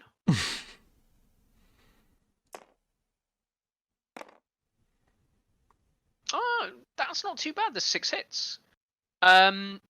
6 hits or 5 hits, is it? 1, 2, 3, 4, 5. Yeah, 5 hits. Sorry, not even 6. And 2 saves. 3 dead. Unit cannot die from panic check. Nope. But could do 3 wounds. He might be within 6. Yeah, call the shithead on. They're great in the flank though. Oh, is he within 6 of the corpse pile? Because if he is, that's a failed test. He's definitely outside 6.1. 6. Yeah. Yeah. I think he is just outside that part of the corpse. Yeah, he's definitely more than 6 inches. If in doubt, it's good actually using the ruler in this case. You can clearly indicate where 6 inches is. Mm-hmm. Even though they're actually slightly off. But yeah, so he passes the test, which is really good news. He doesn't lose a rank. Okay, no wounds, but he's alive. Mm-hmm. He hasn't given up a VP. If I'm Chris, I'm happy with that result. Yeah, big style.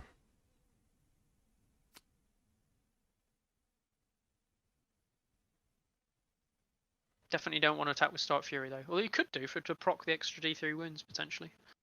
But you'll take D3 in the process. Mm-hmm. So Chris's turn. What do you want to do? I personally think that the problem here you've got is that he might have North Remembers on Steve's hand. And he could reactivate the Outriders, right? Mm-hmm. If he does, you're better off killing Brynden first in combat, mm-hmm. because the Outriders, if they get attacked, remember they've got swift retreat. So they could retreat out, and then if you reactivated them, charge back in. This way they can't charge back in. So you should just kill Brynden. You need to kill Brynden anyway, really. The odds are actually quite good. You've got Caitlyn in your unit. But he's going for the House Tully Cavaliers by the looks of it.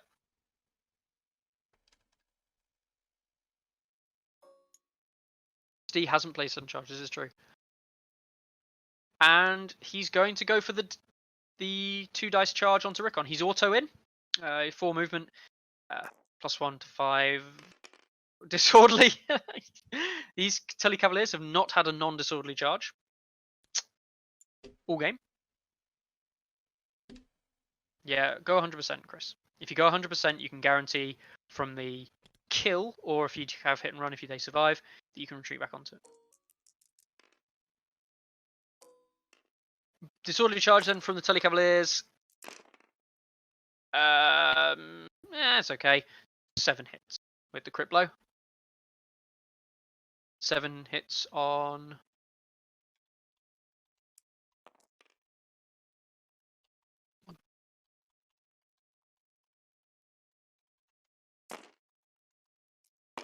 Oh, looks like he's only on 6 dice. 3 dead.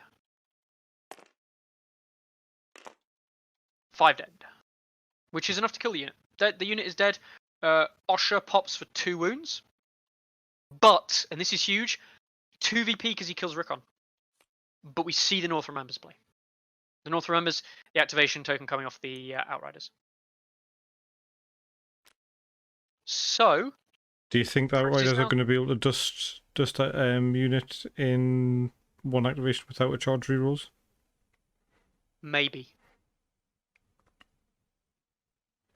And I don't want to say it. It's going to come down to the panic check, probably.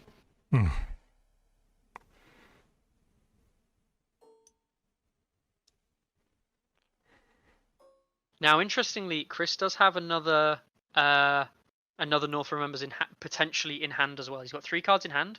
One of them could be North Remembers, right? Mm-hmm. So if he kills Rickon's unit, of course, Steve will earn 2 points, taking him to 10. but I doubt he can get the 6 inches required to pick up the panic token, or the corpse pile token. Meaning that if the Tully Cavaliers kill Summer with North Remembers, and the Berserkers kill Brynden, Chris would actually go up to 11 points, netting him the win 11-10. Wow, yeah. But he very much needs... Chris needs sudden charge, or... Chris needs Summer to die. If Summer doesn't die, then he's probably lost the game. It's as simple as that. Interestingly, actually, the funny thing is, though, is if he does charge Summer and doesn't kill it, technically, the Tully Cavaliers have more ranks on the 2. So they would take the token off him regardless. Oh, no, don't they count as how many wounds they've got? No, not for this game mode. I don't believe. I'd have to check. So the Tully Cavaliers attacking with 5 hits. Oh! He only takes 1 wound. Oh. Which is D3, and he plays Direwolves Fervor for the +3 to the panic check. That's a saved unit. Saved unit. And the key here, the enemy suffers D3 wounds, and because he has Osha, the enemy suffers D3 wounds. So he takes 2 wounds, and he takes another 3. 5 wounds. 5 wounds for 1. Wow. Chris had the card play. Chris knew what he was doing, in my opinion, and he rolled some big damage. That Outrider unit is now looking a little bit worse for wear, and Rickon and Osha can now attack back with Stark Fury, suffering no wounds themselves. Were they not activated though? Was that the free attack at the start of the round from Caitlyn is what gave them the position they were currently in. No, the Outriders. The Outriders. They were, but North remembered reactivated them. Oh, Chris, you legend! He kills Osha. We see it. We see the play. Osha is killing herself, and Rickon is running over to his brother Bran, over next to Brynden over in the other side, saving that extra VP potential from Steve killing him. Osha actually doing her bit. Run, child. Run, I was going to say, that's literally the first time I've ever seen that happen. Run, Rickon, and it might actually save him the game. It does only mean that there's 2 poor Starksworn swords now facing down the Outriders, but...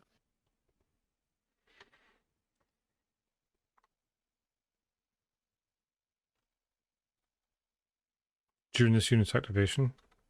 Yeah, but he's activating the unit now, isn't he?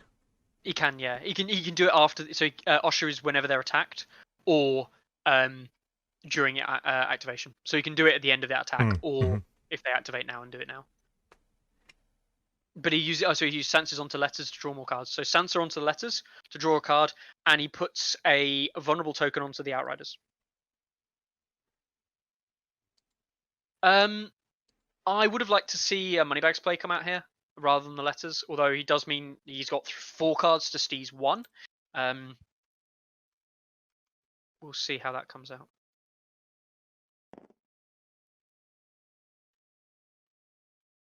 Are we seeing a comeback from Chris here? Are we genuinely seeing it? I told him it's his redemption arc. This is it. This is a lot more interesting than I thought it was going to be. He spent the last run away with it. Yeah, he spent the last week in the hyperbolic time chamber. Yeah. He's been getting ready. He's powering up. I thought we were going to see a classic Chris throw at the start of this game. Yeah, so did I think a lot of people. And then he just pulled it out the bag after spending all of the good resources and getting nowhere. He then just pulls it out of the bag by playing well. Can't fault any of Chris's plays after those first 2 rounds. Sansa panic check. Passed. That's a pass. Yeah. It's only -1, the 6 base. Why is it -2, Scott? No, they're just outside of the just outside the corpse pile. Varys takes horses. Sudden charge. Sudden charge. He's just drawn this card. The sudden charge. Dev impact combo. There it is. That is a dead wolf. He doesn't even have to roll. It's just 2 wounds. Yeah. The wolf has just died. He goes up a VP. He claims the token on that corpse pile. He is going to 10 at the end of this round. Chris Eustace has just killed the wolf. The money bag comes out. The only way for Steve to try and bring this back is for Brendan to activate and take the token off of the berserkers. And that would win in the game. Is that going to happen though, because they haven't activated yet either? Northern Ferocity, is this the berserkers activating? Yeah. The berserkers are activating. The berserkers are activating. Northern Ferocity coming down, giving them a vulnerable token. They've already got the panic should actually be healed off. He should have healed the panic token off with the money bags. It looks like he forgot. Only 7 hits. 7 hits when you take Bran. Oh, yep. We rolled a 1. That's enough. It's enough. 5s and 6s to save. No saves. Brendan dies. Chris Eustace goes to 9 points by killing Brendan, and I believe that's basically the end. He's got no activations unless we see another North Remember comes out. Social rule. I think that's it. I think that is game. I think Chris Eustace scores 2 points at the end of the turn, taking him to 11. Chris Eustace wins 11-8. Wow.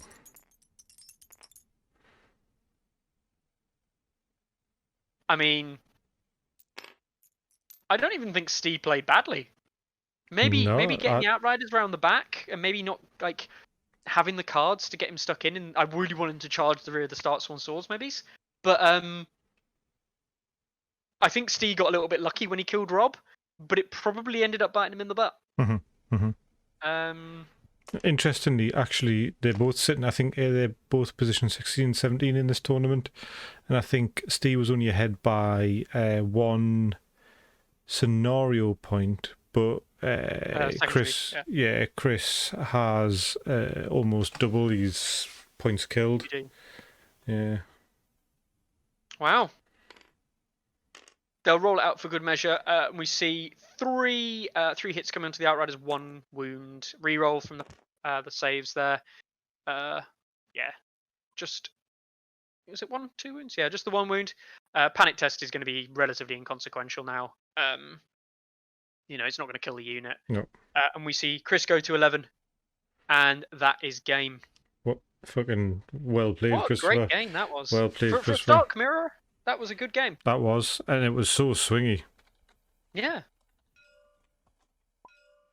Ready for chats? It says you.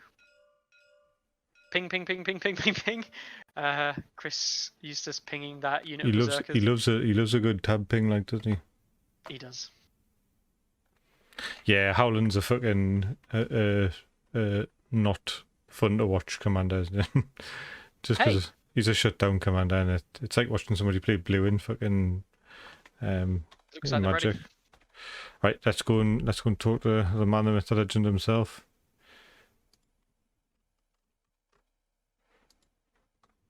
It's absolutely crazy. Holy moly! That was a good game. Christopher, that was a very good game. Christopher, I fucking told you, man, didn't I? It's your redemption arc. It's your. I mean, I was shit talking about you the whole game, saying that you're about to lose. But... I don't think in famous redemption arcs someone changes his trousers 3 times. Like that was that was just ridiculous. Like I was just saying to him that admittedly not super high, but we saw it happen in Brett's game. Like this berserker had to take a morale check from at -1 last round, and if they failed, I lose the game. Yeah. And I was just far too aggressive early on. I was just blowing through cards and dire wolves like they were going out of fashion.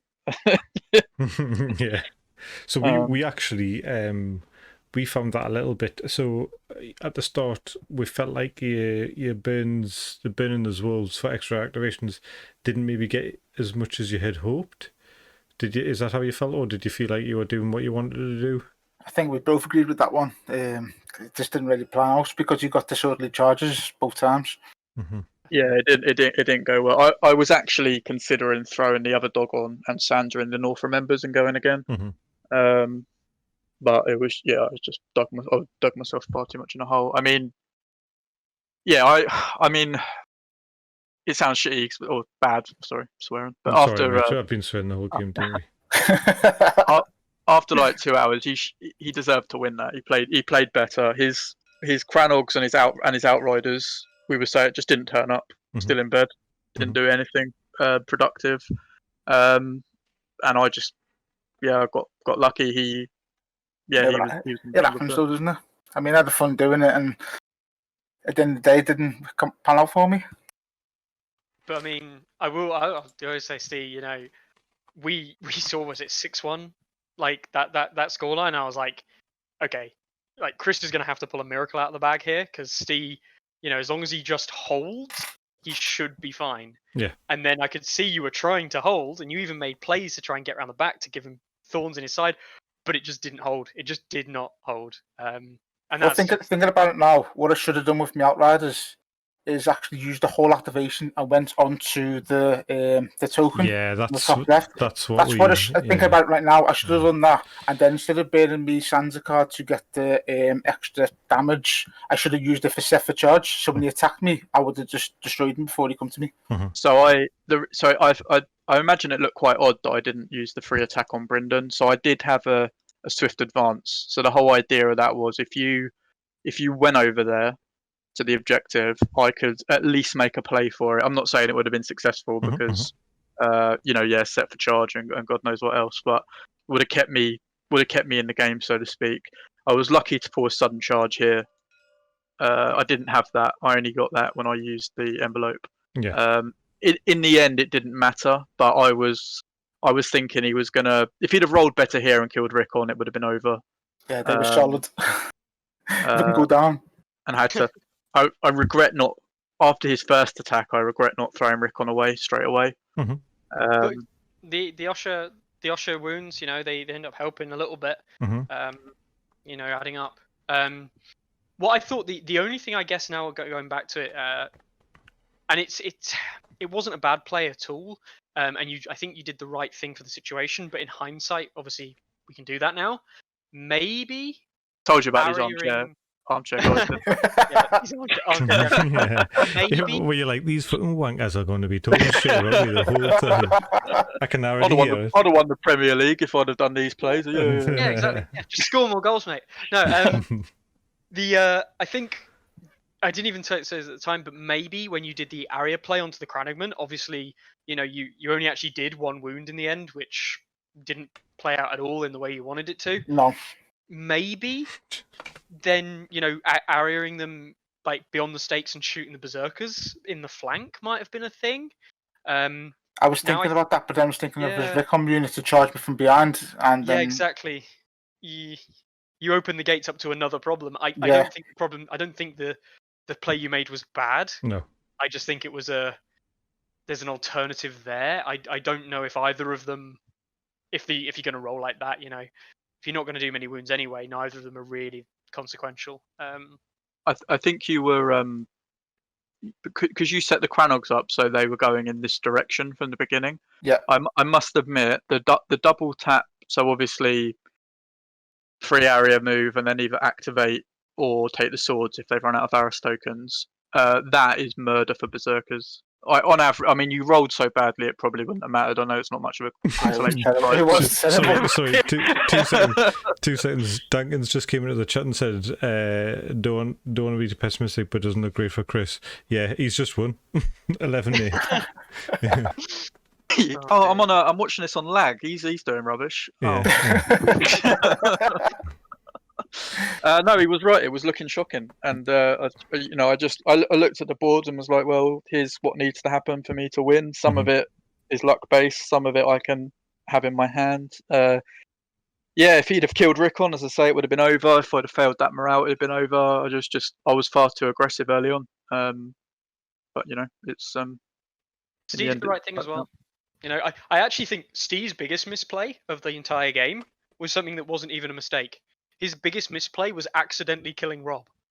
Yeah. Because the berserkers just could, oh look, we can charge that now. Because otherwise he'd have blocked the berserker charge. It would have been great. He'd have got the 2 points anyway. But instead Rob just folded in front of him, and he kind of went, oh, there's some berserkers there. But he did attack me, but he didn't lose the token first time round. because of the Tully Valor, right? First time I've ever seen Tully Valor actually do something. So I super arrogantly after the attack went, "Yep, I'll take that," and then he went Tully Valor, and I went, "You can have this back." And I was just, I was like, well, it was actually it was a clutch card play. You know, getting those wounds back to go back onto the 3 ranks to not lose the token. Rob had a shocker. He failed 2 crown zaps for 8 wounds, and then he got charged and killed after playing superior positioning and him rolling 3 dice. Yeah, it's rough. And still get light. But I mean, I can't complain about luck because his whole center here just was terrible. I mean, which obviously is out of his control. Yeah, they're not coming back on my army again. Deleted. Oh no, I think they're good, man. I do think they're good. I mean, they've done nothing for me this World Cup. The first 3 games, everyone just deleted them. They just got killed. First unit died every time. Oh dear. And then I thought, I've got a chance to play with them. Just use them for something useful, and it just failed. They can be quite cool with Tully Valor, because if you shoot into combat, force a morale check, you should pass, heal up, shoot again, stand to that card, heal up. Like, they also massacre free folk from experience. They rinse through free folk so quickly because you can basically generate 2 panic token tests whenever you need them. And that's how to kill free folk. Yeah, just make them do lots of panics. But yeah, Chris, your fans in the chat are saying, it's a good lesson to learn that low lists are OP, and obviously following the fluff is definitely the way to win. Actually, I've been reading the free folk. I mean, the mammoth fluff recently. I'm quite liking that. Yes, so, very good. Yeah, it's very good. I like them. Yeah. Apparently they've got trunks and they're big. Yeah. You've ruined it for Chris. Chris hasn't read that much of the lore. No, sorry. Oh yeah, you've ruined it. Spoilers. He's only on the first page. So lads, thanks a lot. That was a real nail biter, and that's probably the best game we've streamed for a very long time. So thanks for streaming it. I know it was really good. It was better than that game you streamed last Definitely. week. That was absolutely. It's less than 2 hours as well, which has been phenomenal. I tell you what, if you've got 5 minutes, we're about to do a giveaway. So if you quickly jump into the chat, there's a little code that you can type in, and you've got a chance to win some merch. So if you want to do that quickly, feel free. I'm going to draw it in 5 minutes, so give you a few minutes to jump over. I'll join and slag Dankin off for mugging me off. Nice one. Nice. Cheers, lads. Thanks again. Cheers, mate. I'll put the result in. I'll be able to work out what's dead from. Right, I'll let them finish everything off. So that was a really good game. I thoroughly enjoyed that. I think we'll probably just go for a draw in a couple of minutes whilst they're here. Did that go how everyone thought it was going to go, or did people not quite see? Yeah, okay. Yeah, I suppose that's a good idea. So that's where... Bullshit. So Scott in the chat is talking about a new series which is coming up, which we are just finalising some of the prep for. We are doing something called Tales of the Realms. Tales of the Realms is going to be a narrative tabletop RPG game set in the Song of Ice and Fire universe, using the Song of Ice and Fire rules from Green Ronin. And it's going to include Scott, Carlo, Mickey, and Space Monkey, who is Daniel. So we are potentially one more person. So interesting to see them outside of their meta minds and in some fun / role-playing sort of environments.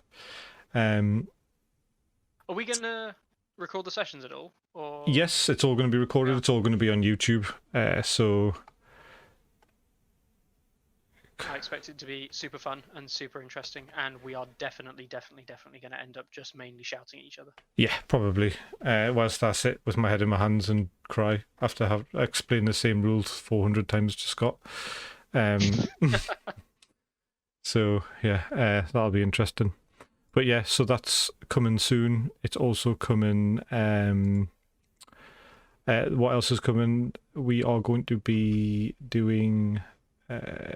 I'm hoping to do a old. I don't know if anyone used to read White Dwarf, but the old White Dwarf style battle reports where it's just like squares with a different symbol on for each unit. nice and basic, written instead of filmed. So really looking forward to that. So this dice is a test dice, but where are the answers to this test? They're in the pit with the body lotion bit. Those are so cool. Yeah, stove. So that's my plan. I'll hopefully get a couple of those in because I think that'd be a nice little break from the super meta stuff. Hopefully going to be doing a bit of user submitted list stuff, and I'm also going to be doing homebrew in hard home, which is going to be a little, I suppose, talk show, you could call it, where we're going to be talking about some of the community submitted lists, which are entirely based on their favorite parts of the books or the series, including, you know, the part of the lore or the part of the story, or maybe like a little bit of an overview of why they've written a list. Yes, you do need to get that list to us, Charles. Also, for anyone here who is interested, they potentially next thing coming from stats at the moment, we've been talking about it, is potentially a fight night where we'll be, I think we're going to be doing it on Fridays, which was my old gaming night anyway. I don't know when we're going to start yet, but we'll be, the patrons from Song of Ice and Fire Stats are just going to be chilling out kind of together. We're going to get, each week we're going to be doing a fight night, so someone will play against someone else with lists that are a bit more like fluffy, like Daryl was saying there. Maybe he's kind of like built by community kind of guys and just playing it out and just generally memeing and chatting and having a fun time while playing lists. While obviously still trying to be competitive, but playing lists that might not necessarily be. So that's going to be kind of, I think that's going to be like a collab thing with some of the guys in the US. So yeah, plenty of content coming. And of course, if I can actually be asked, Twitch stuff and all that kind of stuff. Yeah. I think we're just waiting for Chris, and then we will got down to. I'll see if he's entered the giveaway. He's left the chat. He's left the Discord chat. He's not in the. Maybe he's just looked us off. Maybe he's looked us off. Maybe he doesn't want a T-shirt. Have you ever considered that, Daryl? Maybe. Yeah, that's fine. I mean, he might not necessarily win it. And to be honest, I'm glad he doesn't win it because, you know, he doesn't deserve to win anything. That's a bit harsh. He wouldn't. Yeah, welcome back, Chris. So Eustace just had a Storm turn and had a fucking huge point swing, and just like I say, full anime redemption arc. Yeah, yeah, the mammoth one, the low based mammoth one. Law based. Should we do it then? Eustace isn't coming. Fuck him. Eustace is useless. He's won a game. Are we doing a custom? Let's say custom. Are we doing any size, any color? I mean, we only got a 19, but I suppose, you know what it is? Yes. Oh, here he is. Look, just in fucking time. Elite Teddy. Enter the giveaway, Elite, and then we can... You haven't rolled for it already, have you? No, I've just added him in without him. I haven't actually typed anything. So... force him to win a T-shirt. Yeah. It's alright, Elite Teddy, just sit there. I've done it, mate. I've done it. There's your little fucking present for winning for once. So hopefully this works. Da-da-da-da-da.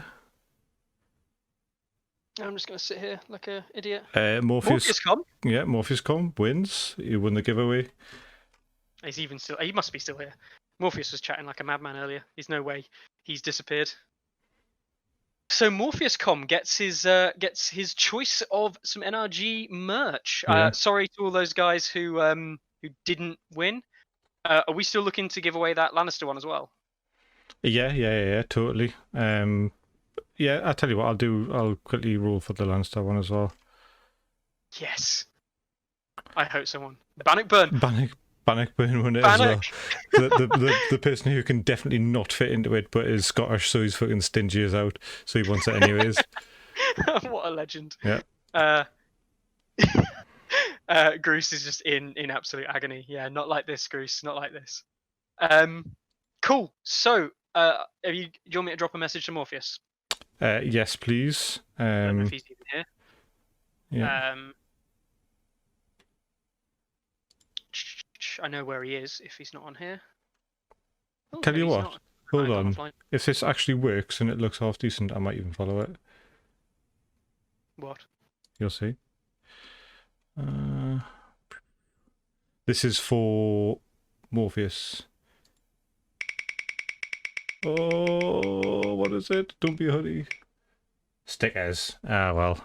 You can have a t-shirt and some stickers, mate. There you Oh, go. the worst. What? It's t-shirt and stickers, not just stickers. In all fairness, Charles, all of my shitty, my t-shirts that are too small for us now, I used to just cut them off, the logo off, and just stitch them to the back of my Harrington jackets anyways, so that's what I would do. Is it a choice of any t-shirt? Any t-shirt, so any standard t-shirt, any size, any colour, any design, and any sticker that you want as well. I think there's only one sticker. So that one, You're just the NRG trolling sticker. him there. Yeah.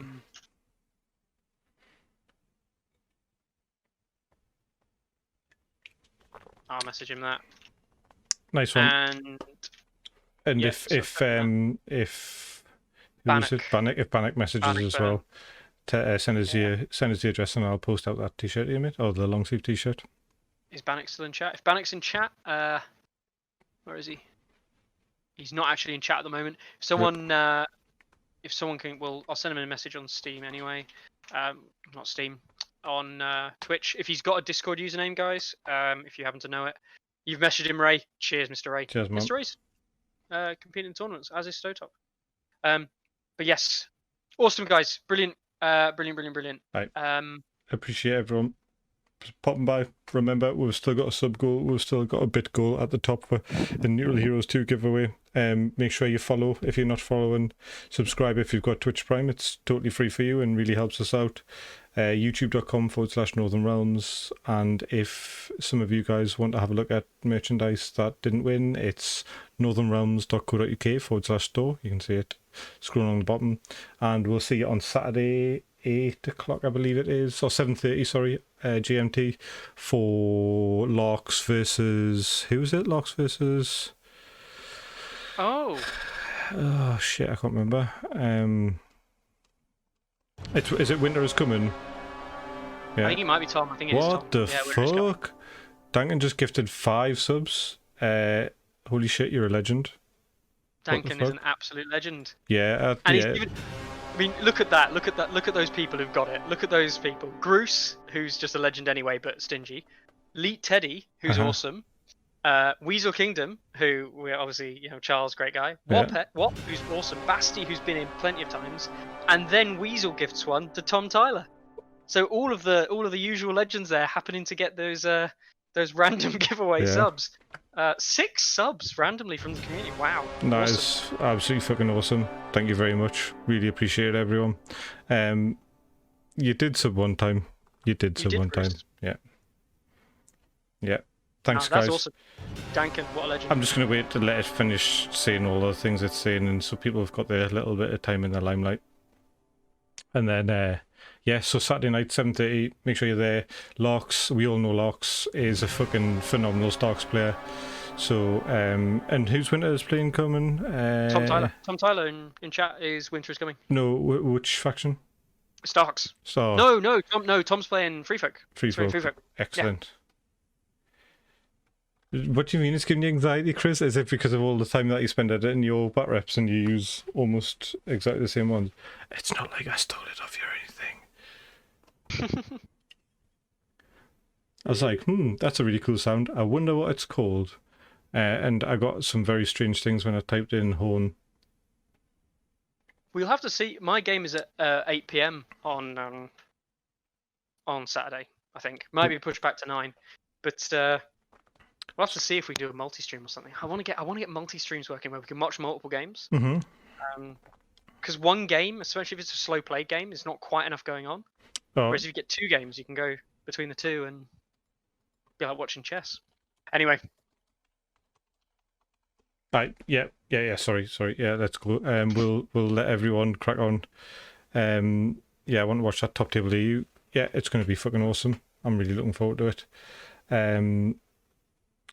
we're going to see another Stark victory, or I mean, I'm not going to lie, I do like Lox a lot. Lox is a friend of the channel, but Free Folk have got a very special place in my heart. First models I ever bought for the game.